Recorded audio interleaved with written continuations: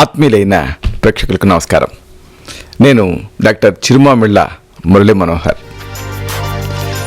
ఈ కార్యక్రమంలో ఒక ముఖ్యమైన విషయాన్ని మనం తెలుసుకోబోతున్నాం. చర్మం పైన దద్దురు, తడపర, ర్యాష్ తయారవటం. చర్మం పైన ఇలాగ దద్దులు కానీ లేదా ర్యాష్ కానీ అనేది చాలా రూపాలలో అనేక కారణాల వల్ల వస్తుంది. వివరణ సౌలభ్యం కోసం మనం ఏం చేద్దామంటే ఈ ర్యాష్ని బొబ్బలతో కూడింది అని ఒకటి, అలాగే బొబ్బలు లేకుండా ఒక మచ్చ మాదిరిగా ఉన్నది అని ఒకటి, ఇలాగా రెండు రకాలుగా విభజించి మనం మాట్లాడుకుందాం. ముందుగా బొబ్బలతో కూడినటువంటి దద్దురు, దీని గురించి మనం చెప్పుకుందాం.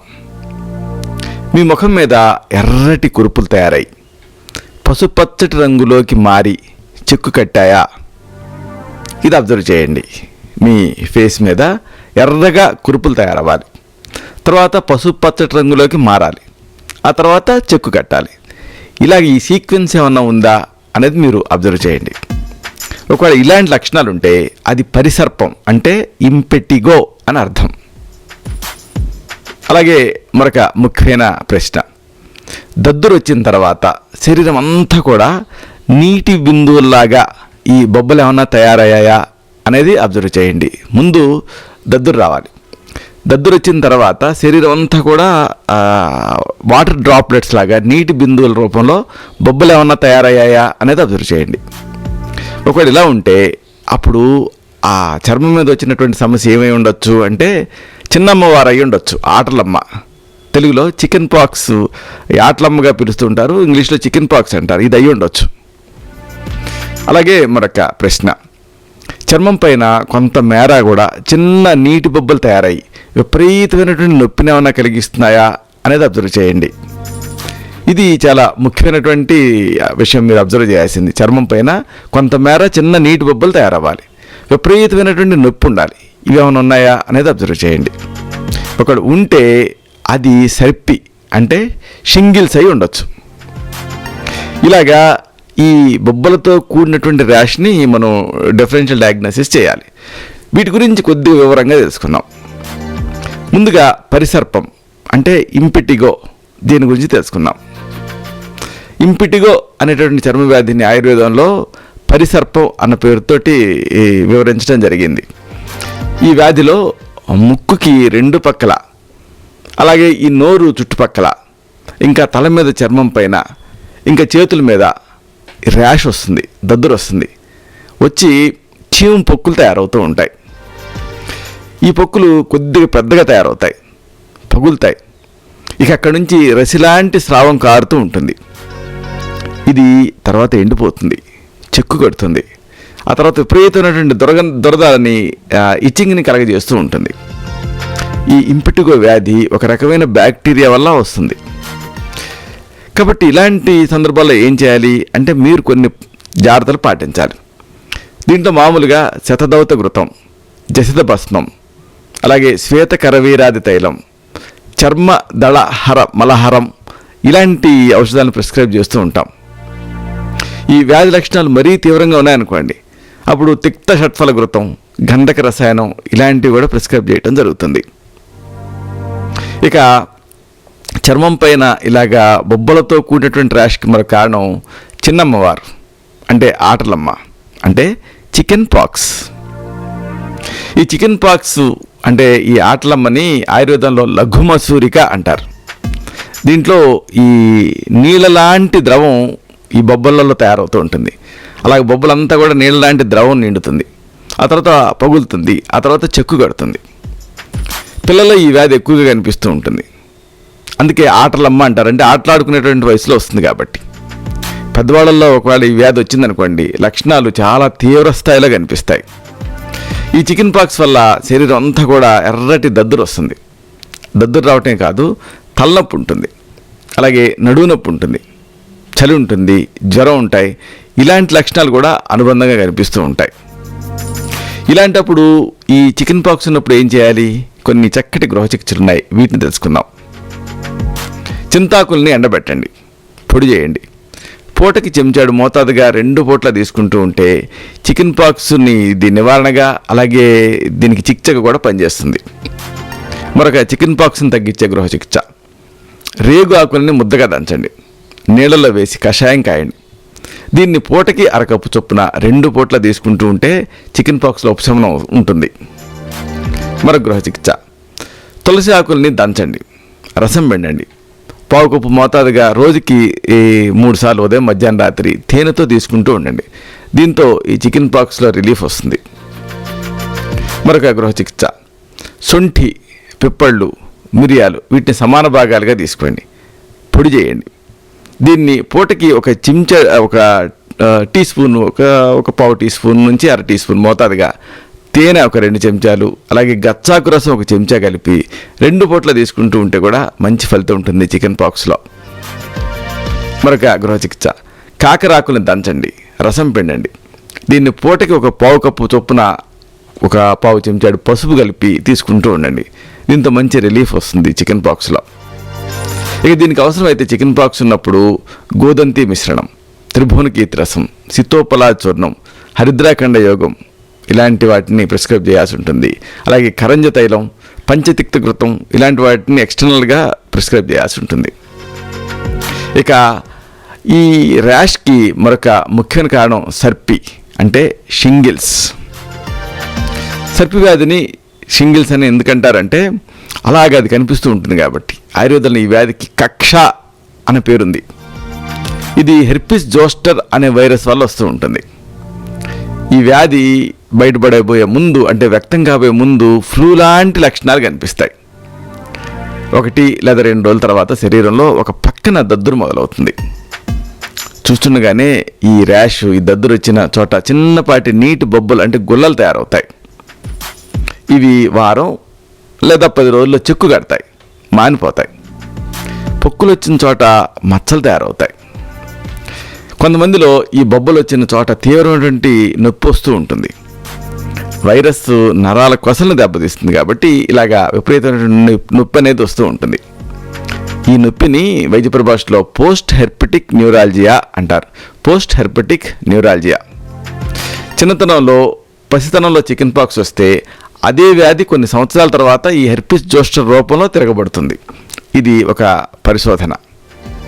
ఇలాంటప్పుడు ఏం చేయాలి? హెర్పిస్కి కొన్ని చక్కటి గృహ చికిత్సలు ఉన్నాయి, వీటిని తెలుసుకుందాం.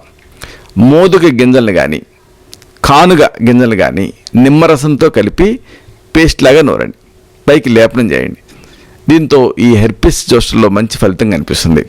అలాగే ఎక్స్టర్నల్గా నిషాది లేపం, శతదౌత ఘృతం, యశదామృత మలహారం ఇలాంటి వాటిని ప్రిస్క్రైబ్ చేయాల్సి ఉంటుంది.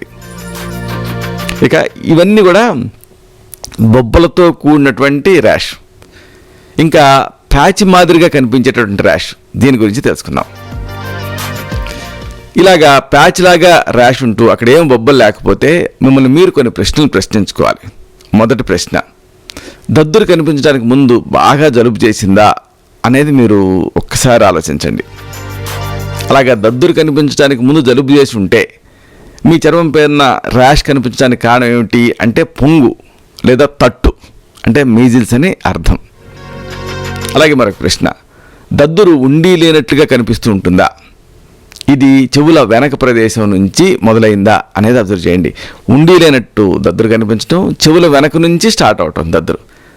అలాగే బొబ్బలు ఏమీ లేకుండా ఉండటం. ఇలాగుంటే దానికి కారణం ఏమై ఉండొచ్చు అంటే జర్మన్ మీజిల్స్ అయి ఉండొచ్చు. వైద్య పరిభాషలో దీన్ని రుబెల్లా అంటారు. అలాగే మరొక ప్రశ్న, చర్మం పైన ఈ ర్యాష్తో పాటుగా మెడ పట్టేసినట్టు ఉండటం, వాంతులు ఇలాంటివి కనిపిస్తున్నాయా అనేది మీరు అబ్జర్వ్ చేయండి. అంటే ర్యాష్తో పాటుగా వాంతులు ఉండాలి, మెడ పట్టేయాలి. ఇలాంటివి ఏమన్నా ఉంటే అప్పుడు ఈ బొబ్బలు లేని ర్యాష్కి కారణం ఏమిటి అంటే మెదడు వాపు వ్యాధి అయి ఉండొచ్చు, మెనింజైటిస్ అయి ఉండొచ్చు.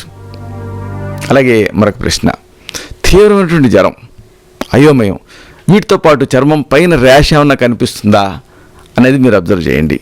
ఇది చాలా ముఖ్యం. తీవ్రమైన జ్వరం ఉండాలి, అయోమయం ఉండాలి, వీటితో పాటు చర్మం పైన ర్యాష్ ఉండాలి. ఈ లక్షణాల సముదాయం ఉంటే అప్పుడు ఈ దద్దురికి కారణం ఏమై ఉండొచ్చు అంటే రక్తం విషతుల్యమై ఉండొచ్చు, బ్లడ్ పాయిజనింగ్ జరిగి ఉండొచ్చు. వైద్య పరిభాషలో దీన్ని సెప్టిసీమియా అంటారు. ఇలాగా ఈ ర్యాష్ ఉన్నప్పుడు మొట్టమొదటేమో మనం ఆ బొబ్బలతో కూడిన ర్యాష్ గురించి తెలుసుకున్నాం. ఇప్పుడు బొబ్బలు లేకుండా ర్యాష్ రావటం.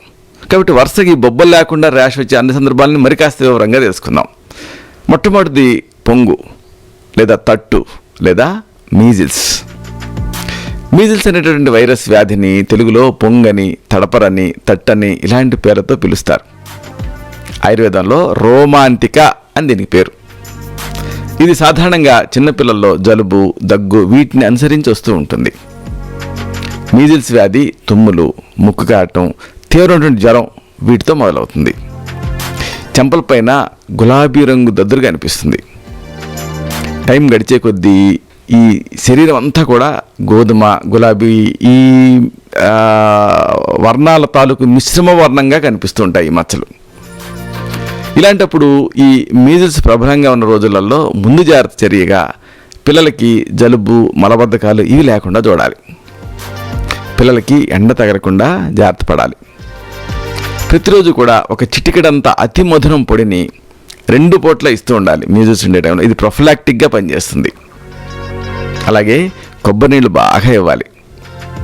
ఇంకా వేపాకుని నీళ్ళకి వేసి మరిగించి కషాయం తయారు చేసి దానికి జీలకర్ర పొడి, పంచదార కలిపి పిల్లల చేత తాగిస్తూ ఉండాలి. మీజిల్స్లో ఇది చక్కగా పనిచేస్తుంది. లేకపోతే ద్రాక్ష, దీన్ని నీళ్ళకి వేసి మరిగించి కషాయం తయారు చేసి దానికి ధనియాలు, నేలవేము ఈ పొడులను కలిపి తాగించినా కానీ మీజిల్స్లో మంచి ఫలితం కనిపిస్తుంది. అలాగే చింతగింజల పొడి, పసుపు వీటిని కలిపి దీన్ని 1/2 గ్రాము మోతాదుగా తేనెతో కలిపి ఇచ్చినా కానీ మీజిల్స్లో మంచి ఫలితం ఉంటుంది. ఒకవేళ ఈ మీజిల్స్ అప్పటికే వచ్చి ఉన్నాయనుకోండి, అప్పుడు ఇక త్వరగా తగ్గాలి. అది అంటే ఇప్పుడు మనం చెప్పుకున్నాన్ని ప్రొఫిలాక్టిక్, కానీ వచ్చి ఉంటే త్వరగా తగ్గాలి. దీనికి చండ్ర, త్రిఫల, వేప బెరడు, చేదు పొట్ల, తిప్పతీగ, అడ్డసరం వీటి ఆకులతో తయారు చేసిన కషాయాన్ని ప్రతిరోజు కూడా 20 మిల్లీలీటర్ల మోతాదుగా 2 పూట్ల ఇస్తూ ఉండాలి.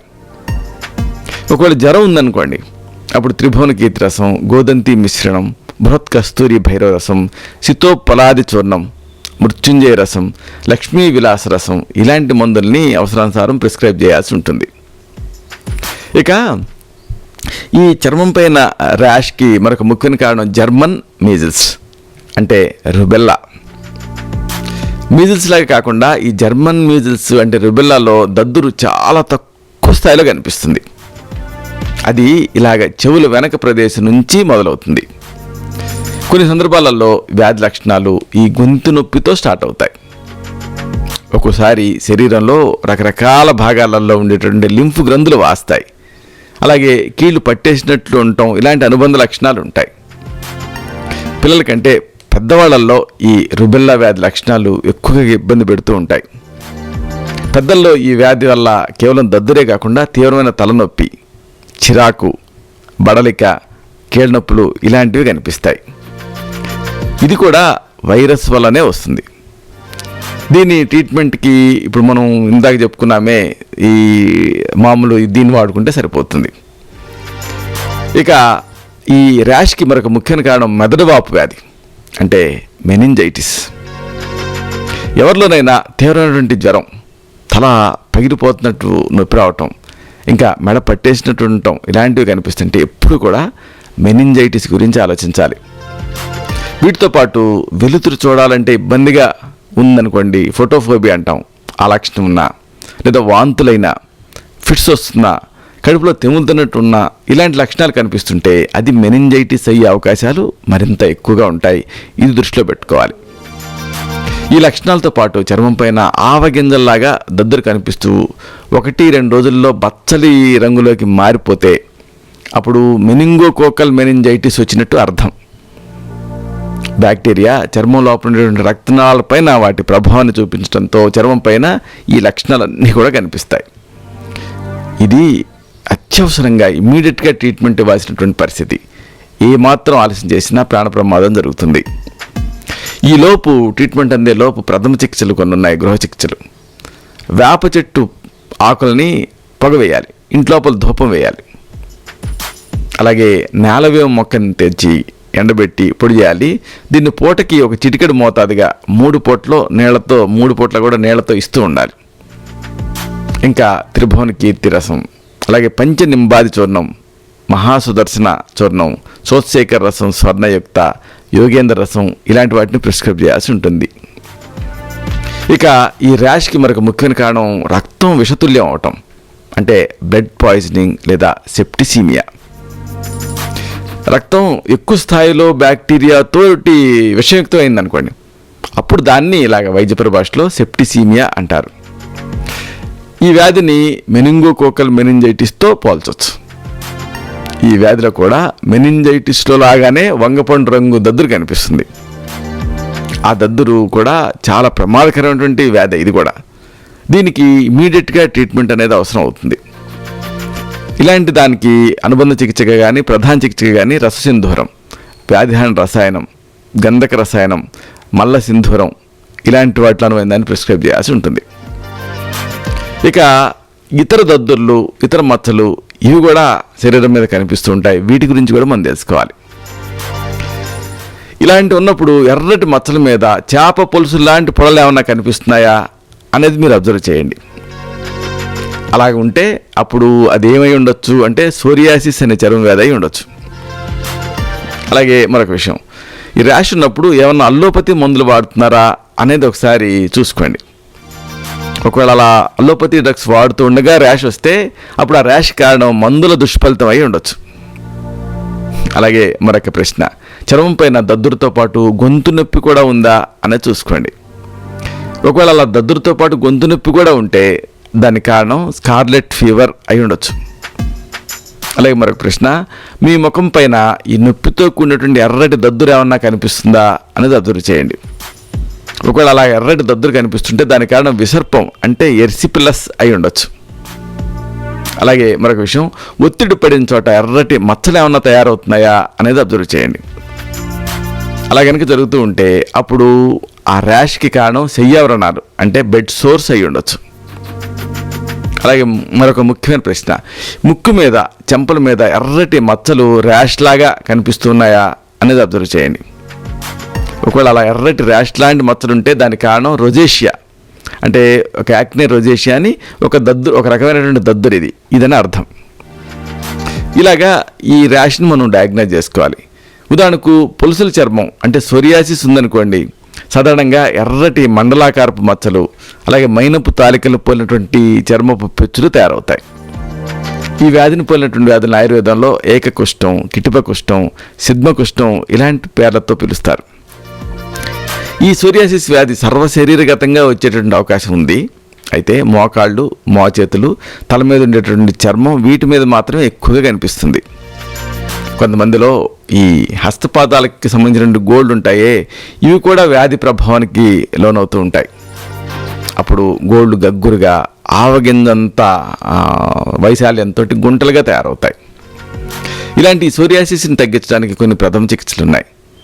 వేపాకుల్ని ఒక 100 లెక్కబెట్టి తెచ్చుకోండి, ముద్దగా నూరండి, ఉండ చేసి రోజు 2 పూట్ల తీసుకుంటూ ఉంటే సోరియాసిస్ తగ్గి ర్యాష్ తగ్గుతుంది. మరొక గృహ చికిత్స, ఇది వైద్య పర్యవేక్షణలో మీరు తీసుకోవాల్సి ఉంటుంది. మణిశిల, అన్నభేది, మైరుతత్వం వీటిని సమభాగాలుగా తీసుకొని గోమూత్రంతో సహా నూరి ఎక్స్టర్నల్గా వాడాల్సి ఉంటుంది. అప్పుడు సోరియాసిస్ తగ్గి ర్యాష్ తగ్గుతుంది. మరొక ఆసక్తికరమైన చికిత్స, కానుగ గింజలను మెత్తగా నూరి పైకి పూస్తే కూడా ఈ సోరియాసిస్ తాలూకు ర్యాష్ తగ్గుతుంది. మరొక మంచి గృహ చికిత్స, రేల చిగుళ్ళని పుల్లటి గంజితో కానీ మజ్జిగతో కానీ కలిపి రాస్తే కూడా మంచి ఫలితం ఉంటుంది. సోరియాసిస్ తాలూకు ర్యాష్ తగ్గుతుంది. మరొక చికిత్స, తెల్లగన్నేరు వేరు, కానుగ పట్ట, జాజికాయ చిగుళ్ళు వీటన్నిటిని సమాన భాగాలుగా తీసుకొని మెత్తగా నూరి పైకి లేపనం చేసినా కానీ ఫలితం ఉంటుంది. సోరియాసిస్ తాలూకు ర్యాష్ తగ్గుతుంది. అవసరమైతే ఈ సోరియాసిస్ని తగ్గించడానికి ఆరోగ్యవర్ధిని బట్టి మహామంజిష్టాది క్వాధం, పంచతిక్త గుగ్గులు ఘృతం, అమృత బల్లాత్కి లేహ్యం, చండమార్త సింధూరం, సర్పగంధ బట్టి ఇలాంటి వాటిలో అనువైన దాన్ని ప్రిస్క్రైబ్ చేయాల్సి ఉంటుంది. ఇక ఈ ర్యాష్కి మరో కారణం మందుల దుష్ఫలితం. రకరకాల మందుల్ని రకరకాల వ్యాధుల్లో రకరకాల పరిస్థితుల్లో వాడుతూ ఉంటారు. నిజానికి వీటిలో ఏ మందైనా సరే ఎలర్జీని, ర్యాష్ని, దద్దుర్ని కలిగించేటువంటి అవకాశం ఉంది.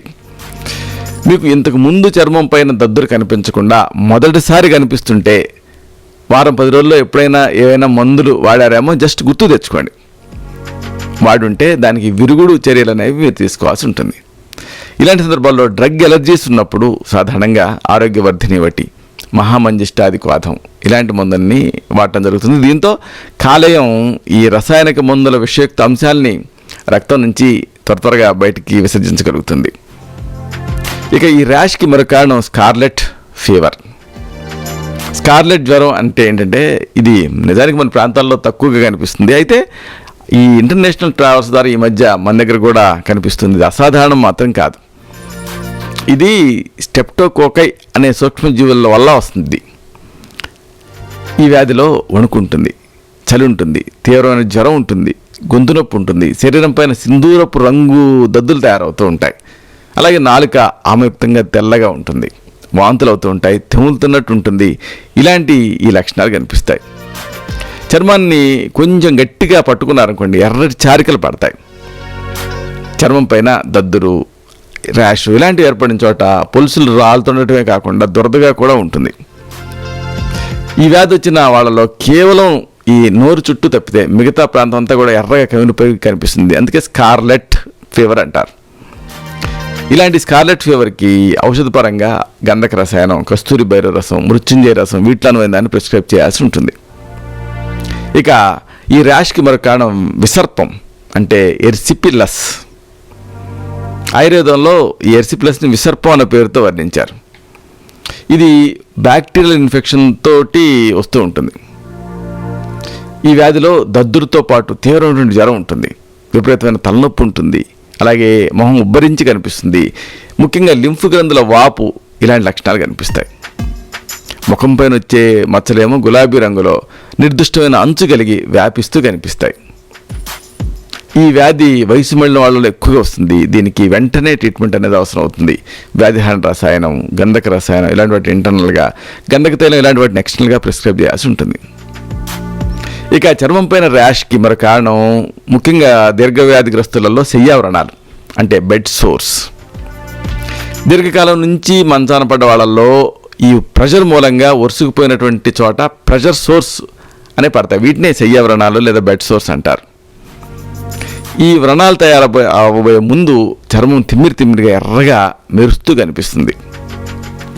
సమయం గడిచే కొద్దీ కూడా ఈ భాగాలలో వ్రణాలు తయారవుతాయి. ఇవి చాలా లోతుగా తయారవుతాయి, మొండిగా ఎప్పటికీ మానకుండా ఇబ్బంది పెడుతూ ఉంటాయి. ఇలాంటి ఈ బెడ్ సోర్స్ వ్రణాలు సాధారణంగా ఒత్తిడి పడే ప్రాంతాలపైన అంటే పిరుదులు, మడమలు, మోచేతులు, భుజాలలో తయారవుతూ ఉంటాయి. ఇలాగ ఉన్నప్పుడు ఈ వాటర్ బెడ్స్ని వాడితే మంచి ప్రయోజనం కనిపిస్తుంది. ఒత్తిడి పడే చోట మెత్తలను అమర్చండి. అలాగే వ్యాధిగ్రస్తుని వీలైనన్ని ఎక్కువసార్లు అటు ఇటు మలుపుతూ ఉండండి. వ్రణాలు తయారైన చోట టంకణ భస్మం, స్ఫటిక భస్మం వీటిని మిక్స్ చేసి డస్టింగ్ పౌడర్లా ప్రయోగిస్తే వెంటనే ఈ బెడ్ సోర్స్లో హీలింగ్ అనేది స్టార్ట్ అవుతుంది. జసిద భస్మం, కైసోర గుగ్గులు, త్రివంగ భస్మం, ఆరోగ్యవర్ధిని బట్టి ఇలాంటి మందులలో అవసరమైన దాన్ని ఈ బెడ్ సోర్స్ని ట్రీట్ చేయడానికి ప్రిస్క్రైబ్ చేయాల్సి ఉంటుంది. ఇక ఈ చర్మం పైన ర్యాష్కి మరొక ముఖ్యమైన కారణం రొజేషియా అంటే గులాబీ రంగు తడపర. ఈ ముక్కు అలాగే చెంపలు ఇక్కడ ఎర్రటి మచ్చల మాదిరి ర్యాష్ కనిపిస్తుంటే దాన్ని ఇలాగా రొజేషియా అంటారు వైద్య పరిభాషలో. నిజానికి రొజేషియా ఎందుకు వస్తుంది అనేది ఇంతవరకు ఎవరికి కూడా పూర్తిగా తెలియదు. అయితే మసాలాలు, ఆల్కహాల్ ఇలాంటి వాటిని వాడే వాళ్ళలో ఇది ఎక్కువ కనిపిస్తూ ఉంటుంది. ఇది ఈ అబ్జర్వేషన్స్లో తేలింది. దీర్ఘకాలం పాటు ముఖం మీద స్టీరాయిడ్ క్రీములు వాడే వాళ్ళలో కూడా ఈ స్థితి కనిపించే రిస్క్ ఉంటుంది. ఇలాంటి రొజేషియాని ట్రీట్ చేయడానికి శారిబాధ్యాసవం, చందనాది బట్టి, మహామంజిష్టాది క్వాదం ఇలాంటి వాటిని ఇంటర్నల్గాను, శతదౌత కృతం, కుంకుమాది లేపం ఇలాంటి వాటిని ఎక్స్టర్నల్గాను ప్రిస్క్రైబ్ చేయాల్సి ఉంటుంది. చూసారా, ఇలాగా ఈ ర్యాష్ ఉన్నప్పుడు, తడపరు ఉన్నప్పుడు కంగారు పడకుండా ఎన్లైటికల్గా ఇలాగ ఆలోచించుకోవాలి. కారణాలు తెలుస్తాయి కదా, వాటిని బట్టి గృహ చికిత్సలు, అవసరమైతే వైద్య సలహాతో ఆయుర్వేద ఔషధాలు, ఇంకా అవసరమైతే పంచకర్మ చికిత్సలు వీటిని తీసుకుంటే సరిపోతుంది. అయితే ఇక్కడ ఒక విషయం, ఇప్పుడు మనం చెప్పుకున్నవన్నీ గృహ చికిత్సలు, ప్రథమ చికిత్సలు. అయితే ఒక్కోసారి ఈ వ్యాధి స్థితులు ఈ గృహ చికిత్సల స్థాయిని మించి ఉంటాయి. అలాంటప్పుడు ప్రత్యేకంగా మీ నాడిని చూడాలి, మీ తత్వాన్ని పరీక్ష చేయాలి, మీకు మాత్రమే ప్రత్యేకమైన ఔషధాన్ని ప్రిస్క్రైబ్ చేయాల్సి ఉంటుంది. అప్పుడు ఈ ర్యాష్ అనేది ఎంత తీవ్రంగా ఎంత కాలం నుంచి మిమ్మల్ని ఇబ్బంది పెడుతున్నప్పటికీ నిశ్చయంగా తగ్గుతుంది. ఇలాగా నాకు వీలైనప్పుడల్లా వీలు చేసుకుని మరి ఈ వీడియోల్ని అప్లోడ్ చేస్తూ ఉంటాను. ఎందుకంటే ఏ డాక్టర్ అయినా కన్సల్టేషన్ టైంలో 5 నిమిషాలు మహా అయితే 10 నిమిషాలు కేటాయించగలుగుతాడు. కానీ ఒక సమస్య గురించి తెలుసుకోవాలంటే దానికి సంబంధించిన పూర్తి నాలెడ్జ్ అనేది మీకు అవసరం. అంటే నట్స్ అండ్ బోల్ట్స్ అంటారే అలాగా. చూసారా ఎంత డిస్కస్ చేయాల్సి వచ్చిందో. ఏదో ర్యాష్ అంటే ఏదో చిట్కా చెప్పటం కాదు, ఇలాగే అనలైటికల్గా చూడాలి. దానికి నేను ఎంచుకున్న విధానం ఈ వీడియోలోని సమాచారం నచ్చుతుందని మీకు అనిపిస్తే ఈ ఛానల్ని సబ్స్క్రైబ్ చేసుకోండి. అలాగే ఈ వీడియో తాలూకు లింక్ని మీ సర్కిల్స్తో షేర్ చేసుకోండి. అప్పుడు ఇది వాళ్ళకు కూడా ఉపయోగపడుతుంది. ఇలాంటి మరిన్ని ఆసక్తికరమైన విషయాల్ని తిరిగి ఇదే కార్యక్రమాల పరంపరలో మనం కలుసుకున్నప్పుడు సవివరంగా, సహేతుకంగా, సమగ్రంగా తెలుసుకుందాం. శతం జీవ శరదో వర్ధమానః, శతం హేమంతాన్ శతం వసంతాన్. 100 శరత్తులు, 100 హేమంతాలు, 100 వసంతాలు వర్ధిల్లుతూ జీవించండి. శుభం.